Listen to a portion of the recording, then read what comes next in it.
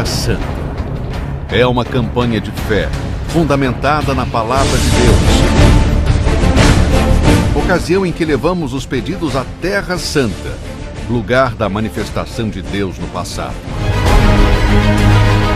Veja alguns exemplos.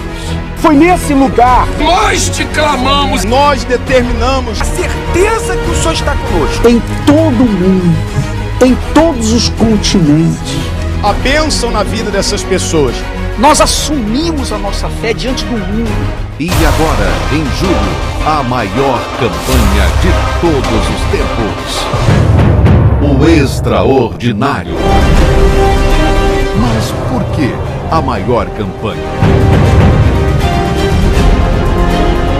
Porque será realizada no Templo de Salomão, onde pela primeira vez bispos e pastores do Brasil e do mundo todo se reunirão para levantar o maior clamor que já houve em 37 anos da Universal. Chile, Japão, Sydney, Austrália, Nova Zelândia, África do Sul, Venezuela, Colômbia, Panamá, El Salvador, Guatemala, Paraguai, Peru, Uruguai, Honduras na América Central, Bolívia. Nesse mês de julho, estarei com o Bispo Macedo e com todos os demais líderes do mundo inteiro aqui no Templo de Salomão. Para quem é a Fogueira Santa? Eu era católica. Eu não via resultados. Ele chegou próximo mesmo à Fogueira Santa.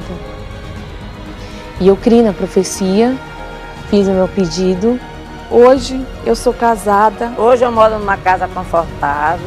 Hoje eu posso dizer que eu mudei totalmente a minha vida. Hoje eu sou uma mulher feliz.